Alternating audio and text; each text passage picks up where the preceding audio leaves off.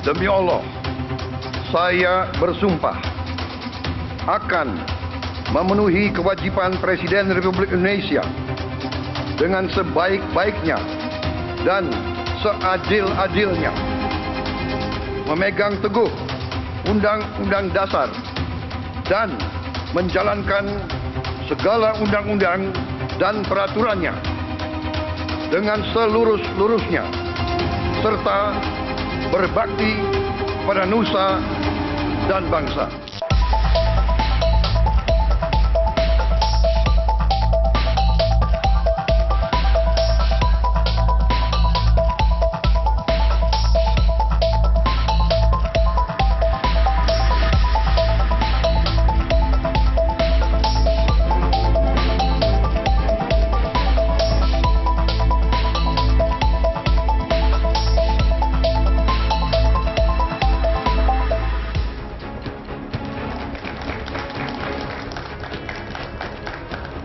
Terima kasih Anda masih bersama kami di Political Show. Pemerintahan baru mulai bekerja. Prabowo Gibran telah membentuk kabinetnya. Julukan Kabinet Merah Putih disematkan di tengah kompromi politik yang tak terhindarkan. Banyaknya kursi menteri dan wakil menteri, indikasi politik akomodasi mengesampingkan efisiensi.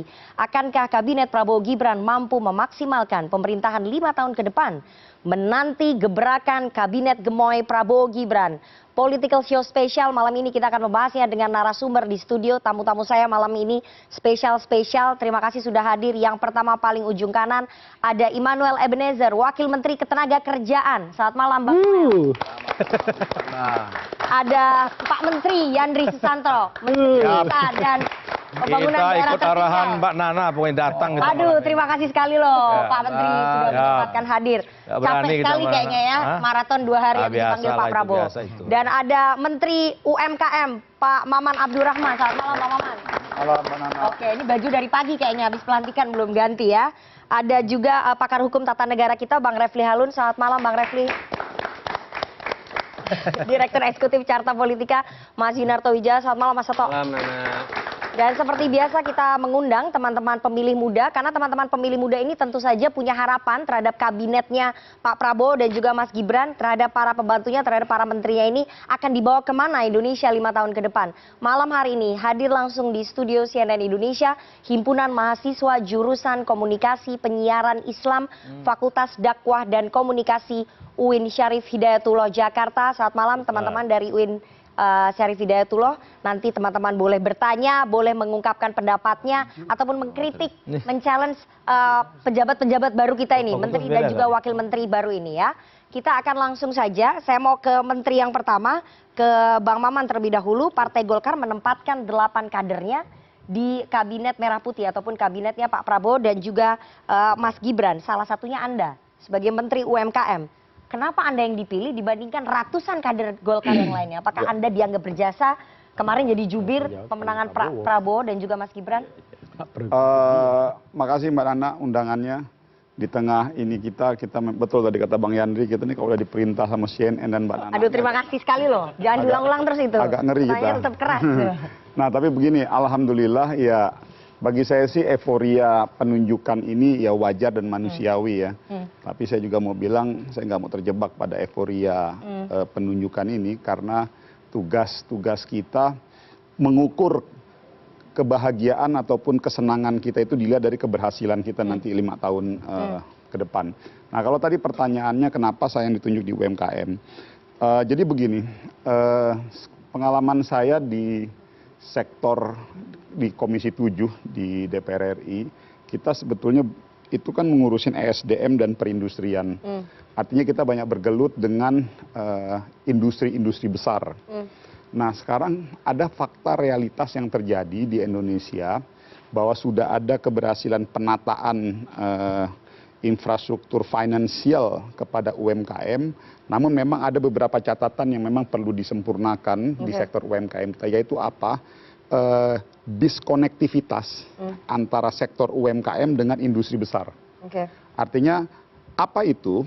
Harapan kita nanti industri-industri besar harus bisa memaksimalkan dan mengoptimalkan pemanfaatan dari UMKM. Artinya ada link hubungan, misalnya berupa supporting alat-alat produk dan lain segala macamnya. Nah, ini yang lagi mau coba didorong. Makanya kemarin dari internal Partai Golkar, bukan karena saya tadi dibilang sama Mbak Nana seperti itu, karena kebetulan salah satunya pengalaman saya di Komisi 7 dulu di DPR RI dengan melakukan pengawasan di sektor perindustrian, ini yang mau coba kita linkkan dengan sektor UMKM. Oke, berarti Anda sudah punya modal karena di Komisi 7 pernah mengurusi hal-hal itu ya. Tapi kan untuk mengurusi UMKM ini bukan sesuatu yang mudah, Bang Maman. Ketika Anda pertama kali dipanggil Pak Prabowo, kemudian ditawari untuk menjadi Menteri UMKM, Anda sempat kaget ataupun bagaimana nggak? Pertama, saya harus akui betul tidak mudah dan ini challenging. Ini tantangan buat saya karena ada kurang lebih 60 sampai 65 juta pelaku UMKM di seluruh Indonesia. Artinya ini adalah tantangan buat saya dan bismillah, insya Allah perintah panggilan negara itu sudah diberikan kepada saya. Sejatinya kita sebagai orang partai dan juga kader partai ataupun insan politik pantang mundur ke belakang di saat kita diberikan tugas. Artinya bismillah kita jalankan tugas ini. Oke, tapi bukan karena Anda dianggap berjasa pada saat kemarin di Pilpres menjadi salah satu jubir yang keras membela ataupun mendukung Pak Prabowo dan juga Mas Gibran. Katanya salah satu itu tuh. Pertanyaan saya sederhana dulu. Menurut Mbak Nana, saya punya kapasitas nggak jadi Menteri UMKM? Itu bukan saya yang menilai. Nah, itu dulu dong. Itu bukan saya yang menilai. Nanti gue jawab. Pak Prabowo sebagai user, kita akan menilai nanti setelah Anda bekerja. Nanti gue jawab tuh. Pasti gue jawab. Menurut Mbak Nana, kira-kira gue pantas nggak? Jadi mampu nggak jadi Menteri UMKM? Mampu atau nggak mampu, waktu yang akan membuktikan, Bang Maman. Nah, artinya begini. Itu pasti menjadi salah satu. Maksud saya, kita nggak boleh munafik, Bos. Pasti itu menjadi salah satu pertimbangan yang dilihat. Bahwa keterlibatan dan keaktifan kita dalam mensupport Pak Prabowo, tentulah aktivitas kita selama setahun kemarin beliau melihat karakter personal diri saya ataupun apapun itu. Namun saya meyakini bahwa itu tidak menjadi satu-satunya penilaian yang dilihat oleh beliau. Tapi karena memang beliau juga melihat bahwa ya yang didorong-dorong ini, yang dimasukkan di kabinet adalah orang-orang yang juga memiliki kompetensi dan pertimbangan lain selain hanya pertimbangan faktor politik tadi. Oke, saya mau ke Bang Yandri ya. Bang Yandri, Partai Amanat Nasional menempatkan dua kadernya, kader murni.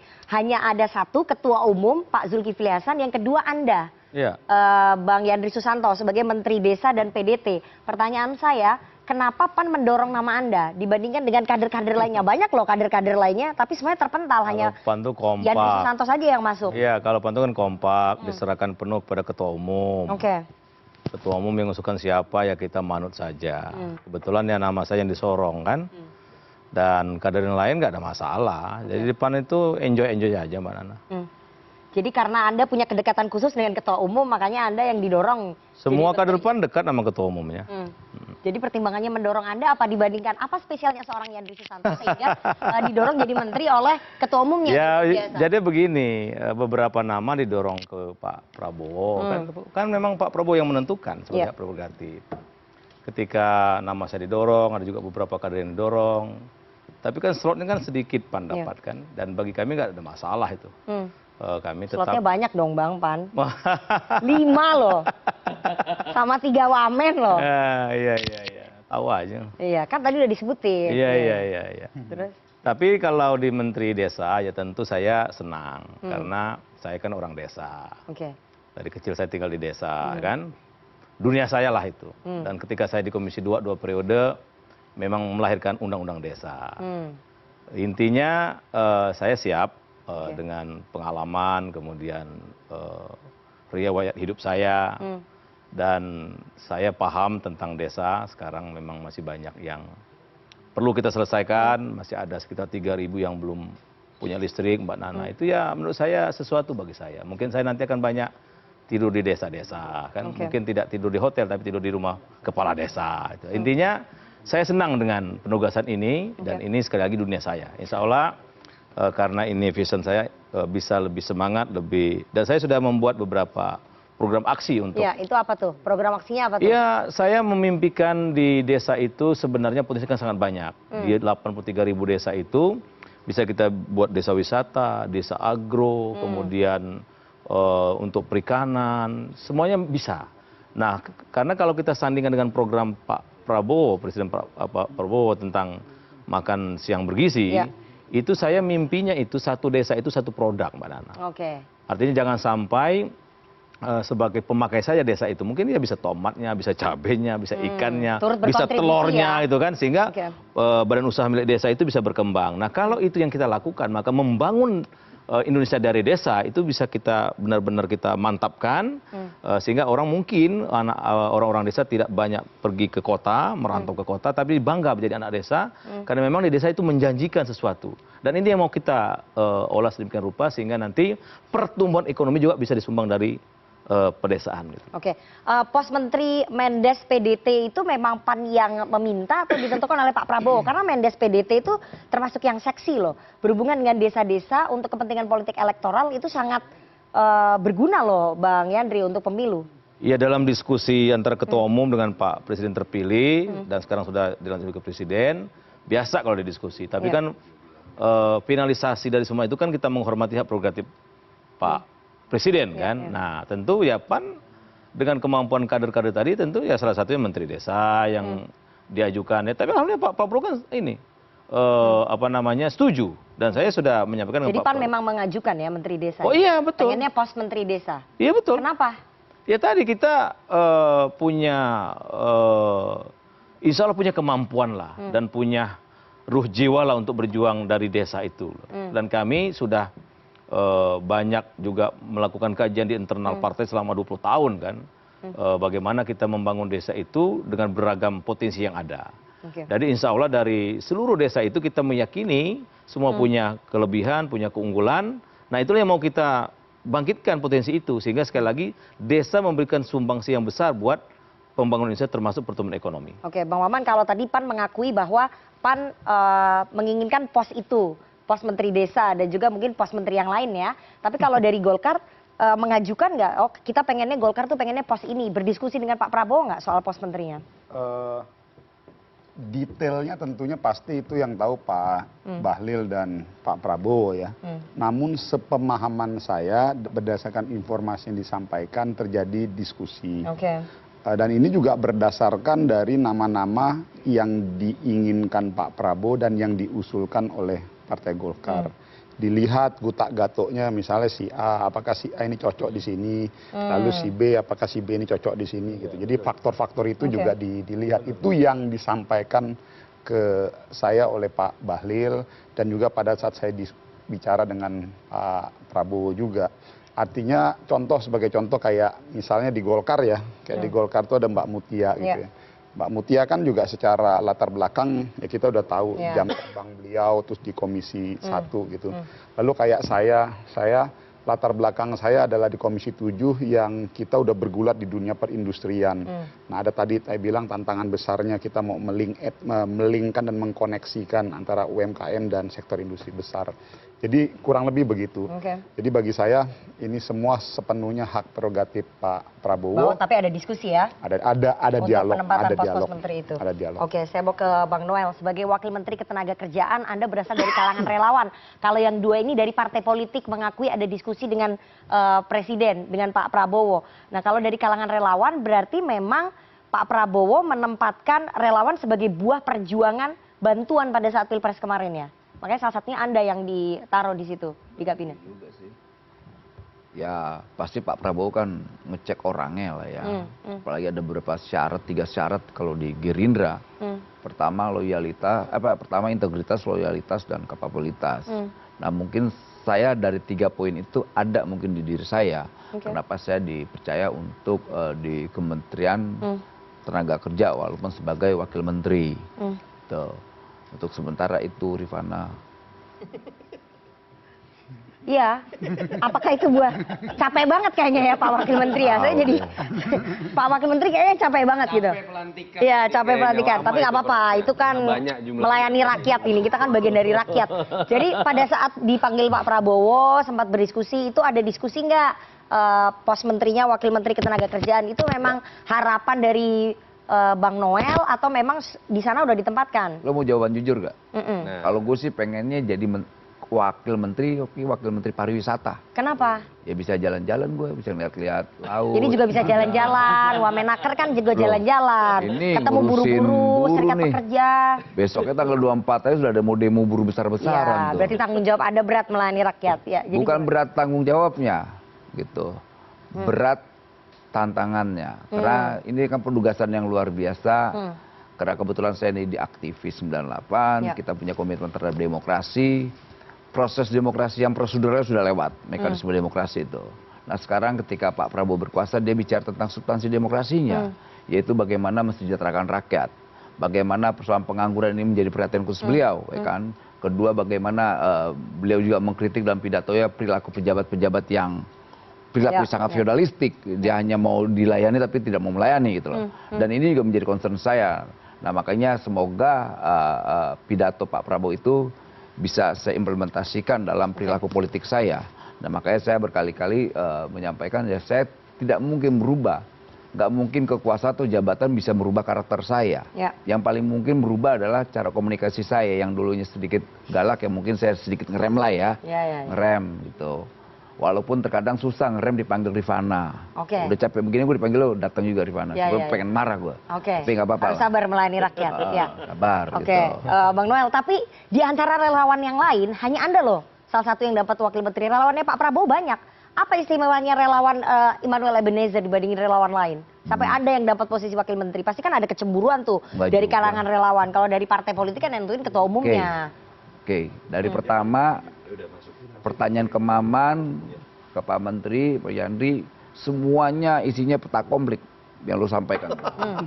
Iya, lu ingin memeta konflik dia dengan kawan-kawan Golkar, lu ingin memeta konflik dengan pas, sekarang lu memeta konflik gue dengan Enggak, relawan. makanya kan Anda kan juga punya KTA Gerindra kan ya? Ya ada. Ya makanya berarti Anda dari ngapain jalur ngomong relawan? relawan apa jalur Tuh, diketawain, Tok. partai Gerindra? Nah, gitu.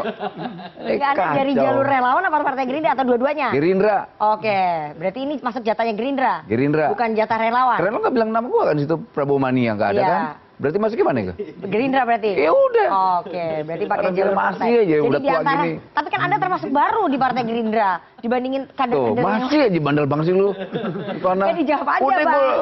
Karena gue bilang lu dibandingkan kader sekarang yang masih mau lain. nguber lagi deh. Ya, dibandingin kader yang lain, Anda tuh termasuk baru di partai Gerindra. Ini kalau Bang Maman sama Bang Yassin Maksud lu apa udah tuh lama. kata baru tadi tuh? Jadi kader partai. Iya, maksud lu apa tuh kata baru? Ya makanya dibandingkan dengan kader partai Gerindra yang lain, Karena Anda tuh kecil termasuk ya, gue kader kan baru. semester 3 jadi peta konflik. Gitu. Gimana? Jangan dikejar untung dia mau datang. Iya, Udah capek begini Aduh, saya orang. ini diserang para menteri nih makanya. Ya, jadi pertanyaannya apa? Jadi jawabannya apa? Lu nanya yang mana dulu? Apa istimewanya Immanuel Ebenezer? Saya tadi tanya Dia loh tanya ke Pak Prabowo Yandri dong. sama Pak Maman. Kenapa dia milih? Pasti kan ada yang dia lihat lah. Pertama jejak digital itu penting ya. Oke. Di mana atas kemudian perilaku politikku juga pasti dilihat lah. Itu dia seorang tentara, dia juga nggak mau di pemerintahnya tuh di kementeriannya dia punya orang-orang yang bisa membebani beliau. Ya. Gitu loh. Jadi dia coba naruh orang-orang yang punya karakter kerja, semangat kerjanya bisa dia andalkan. Dan saya katakan ke beliau, ya saya bisa diandalkan di Jadi pemerintahannya. background mantan aktivis itu membantu Anda untuk dapat posisi wakil Ya semoga, menteri? semoga.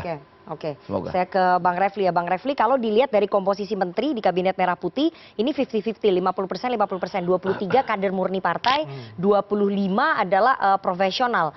Menurut Anda ini komposisi yang cukup ideal memulai pemerintahan di tahun-tahun awal? Anda mau jawaban apa? Hari ini kenapa semua narasumber saya bertanya balik ke saya ya? Oke. Biar objektif ya. Ya. Soalnya ini teman saya semua. Ya. Nanti saya dibilang sentimen lagi kan. Oke. Saya membacakan hasil polling yang diadakan di RH Channel. Boleh kan? Boleh. Walaupun itu ada biasnya RH, penonton RH, tapi paling tidak yang voting tuh 57.000 tuh. Nana. Oh, banyak ya. Banyak kan?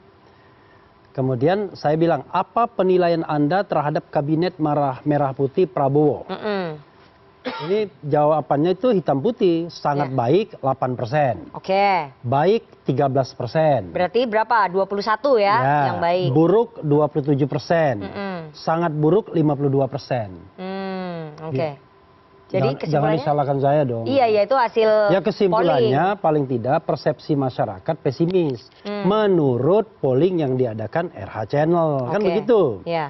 Nah, polling kedua melihat calon-calon menteri yang dipanggil Prabowo, kan yang dipanggil kan jadi semua nih. Ya, betul. Apakah Anda optimis dengan pemerintahan ke depan? 64.000 yang voting. Sangat optimis 6%. Oke. Optimis 7%. Pesimis 30%. Sangat pesimis 57%. Jadi 87% pesimis dan sangat pesimis. Oke. Nah ini bias kesimpulan. penonton Refli Harun. Ya. Tetapi kan jumlahnya puluhan ribu. Yang bukan pemilih Pak Prabowo kemungkinan. Nggak tahu kita. Oke. Kan saya kan nggak bisa merekayasa Ya. polling begini. Karena Betul. ini kan langsung automatically. Siapapun bisa voting. Itu satu. Yang kedua, saya baca berita pelantikan Prabowo hari ini dolar melemah. Pelantikan menteri. Nah, pelantikan menteri ya. Oke. Kemarin kan pelantikan Prabowo, pelantikan menteri. Dolar melemah. Nah itu kan indikasi juga, artinya pasar bereaksi negatif terhadap menteri yang ada. Apalagi saya ingin tantangan ke depan, begini ya. Dengan komposisi 50%, 50% itu. Ada satu logika yang saya tidak mengerti.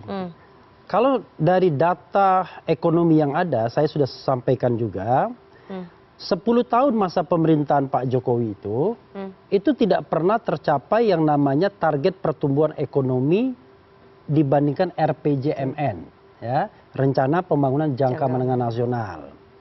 Jadi coba lihat tuh gambarnya, ya.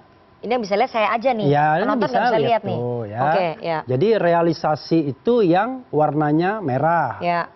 Kemudian target yang warnanya biru itu di bawah target semua, itu satu. Tadi industri juga begitu, industri di bawah target juga. Jadi justru industri kita itu di bawah target RPJMN juga. Tapi yang menjadi masalah adalah pertanyaannya adalah why tim ekonomi inti dipertahankan? Orang-orang Menarik, lamanya kan? Pak Jokowi. Ya, tim ekonomi inti loh. Ya. Saya kan harus ngomong mulai dari Menko Perekonomian, Menteri Perindustrian, ya, kemudian Menteri ESDM dan Menteri lain Keuangan. sebagainya. Ya. Kalau Menteri Keuangan itu kan beda lah, ya, dia kan saya kira oke lah ya Menteri Keuangan. Nah, ini kan menjadi sebuah pertanyaan. Berikutnya adalah kenapa menterinya banyak banget sampai menteri dan wakil menteri lebih dari 100, ya, termasuk jabatan setingkat menteri atau wakil menteri. Wah ada nih sejarahnya, yaitu kabinet 100 menterinya, tadi 132 atau 137. Itu kabinet yang bertahan hanya sebulan. 24 Februari dilantik, 27 Maret 1966 itu bubar. Ya, itu hanya reaktif Soekarno gara-gara G30 PKI. Nah kita tidak punya presiden, tapi di masa awal pemerintahan Prabowo ini terlalu baik wakil rakyat. Maman CS terlalu baik, ya kan? Dikasihnya cek kosong semua. Cek kosong jumlah menteri yang tadinya 34 maksimal terserah Prabowo. Wakil menteri juga Undang-Undang Kementerian Negara. Ya, wakil menteri juga terserah. Kemudian diberikan juga cek kosong soal One Team Press. Karena namanya One Team Press ya. Tetap One Team Press. Tetap ya, Dewan Pertimbangan Presiden. Terserah. Ya kan? Nanti kita lihat jangan-jangan One Team Press-nya 99. Jangan-jangan masuk semua kan. Lalu ada badan-badan baru ya. Menko itu sampai 7, bayangkan. Padahal logika kita mengatakan makin ke sini kan harusnya makin ramping, makin efektif dan makin efisien. Tapi kita bicara komposisinya dulu nih. Bukan jumlahnya, nanti jumlahnya kita segmen berikutnya. Komposisinya tadi yang saya bilang 50%, 50%, 50% nah, itu kan tidak menunjukkan bahwa 50% profesional. Tidak menunjukkan bahwa zaken kabinet itu terjadi.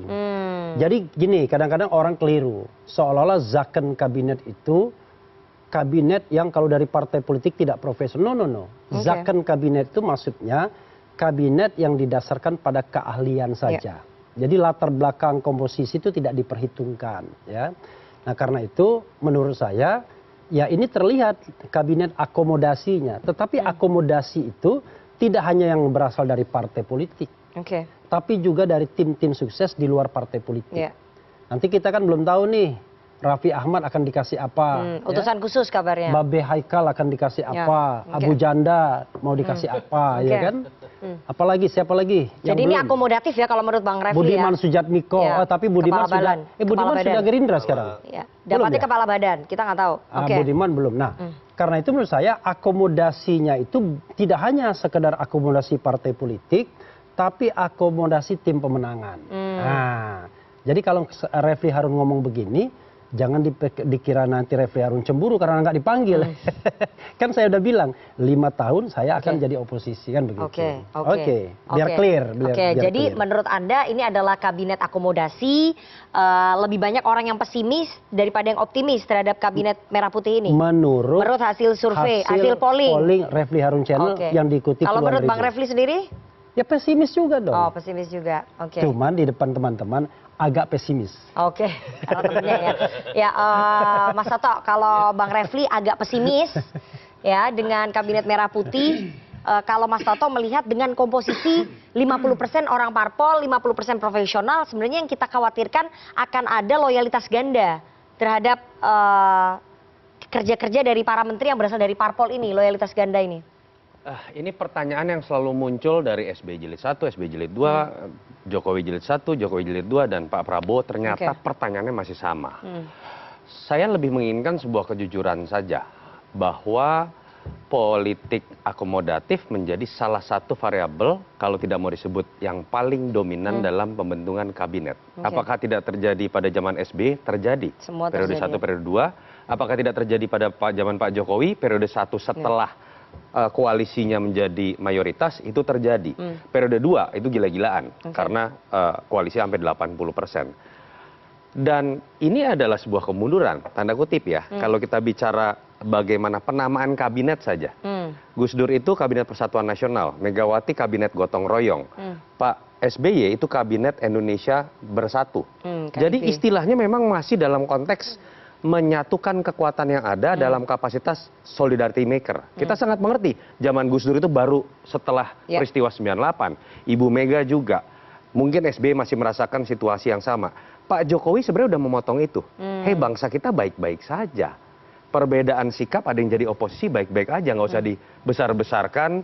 Lalu kemudian dipilihlah nama kabinet kerja. Ya, untuk periode pertama. Betul. Yang kemudian kedua pun masih dalam konteks kabinet Indonesia Maju. Jadi dari kerja kemudian maju. Kalau kita lihat dari nama kabinet merah putih dan statement yang digunakan atau sering digunakan oleh Pak Prabowo adalah Persatuan Nasional, Demokrasi Guyup, dan Gotong Royong. Yang menurut saya perlu jadi catatan kritis adalah apa sih yang nggak baik-baik aja? Kita baik-baik aja kok. Jadi nggak usah kita melihat dalam konteks seakan-akan ada ketakutan besar kita terpecah. Sehingga ketika ada yang ingin menjadi oposisi, dianggap ingin memecah belah. Ketika tidak ingin masuk dalam kabinet pemerintahan atau koalisi pemerintahan, dianggap tidak ingin membantu membangun bangsa. Itu jembatan. Nah, itu yang pertama menurut saya perlu jadi catatan kritis. Artinya apa? Kita hargai Pak Prabowo punya pemikiran seperti itu walaupun saya tidak sependapat. Saya berharap Pak Prabowo tadinya atau para jubirnya dan partai-partai pendukung mengatakan saja, betul kami akomodatif. Betul ini bukan zakon kabinet. Karena makna zakon kabinet itu bukan sekedar kabinet ahli atau orang yang bisa bekerja. Ada istilah lain loh secara tata negara, kabinet ekstra parlementer, yaitu kabinet yang tidak dibentuk didasarkan pada komposisi kursi parlemen. Itu makna zakon kabinet. Kan ini terbukti tidak secara komposisi. Artinya akui saja, Pak Prabowo sebenarnya secara selintas sudah mengakui di kalimat depannya. Didasarkan pada kesepakatan dengan ketua umum. Itu kalimat pertama Pak Prabowo sebelum kemudian mengumumkan kabinet. Tetapi saya berharap ketika Pak Prabowo mengakui ini politik akomodatif, tapi ada kalimat lanjutan misalnya. Tetapi dalam mengevaluasi kinerja kabinet supaya kemudian tercapai program-program saya yang jauh lebih ambisius dibandingkan Pak Jokowi yang tidak pernah tercapai, evaluasi didasarkan pada output dan siapapun yang tidak mencapai target, mau ketua umum, mau partainya apapun, mau relawan, siap untuk diganti karena Anda tidak memiliki, tidak mencapai target tersebut. Kalau itu terjadi, menurut saya publik tidak akan mempertanyakan lagi kok, mau dari partai, mau ketua umum, mau relawan, tetapi akan dievaluasi lebih kritis ketika berbicara mengenai bekerja ke depan. Oke, soal pesimisme. Jadi nggak usah berdebat zakon, ini zakon loh, jadi gitu maksud saya itu loh. Akomodasi, kemudian banyak yang pesimis. Bagaimana nih pejabat-pejabat baru, pembantu-pembantunya Pak Prabowo menjawab ini? Bang Maman dulu. Ya, makasih. Bang Refli, saya pikir kepesimisan yang ditampilkan oleh Bang Refli itu sah-sah saja dan wajar-wajar saja. Dan bagi saya itu saya jadikan sebagai motivasi. Namun saya mau mencoba sekedar, saya pikir tadi terkait kurs dolar ya. Ada 5 indikator tuh kalau kita mau melihat naik turunnya dolar.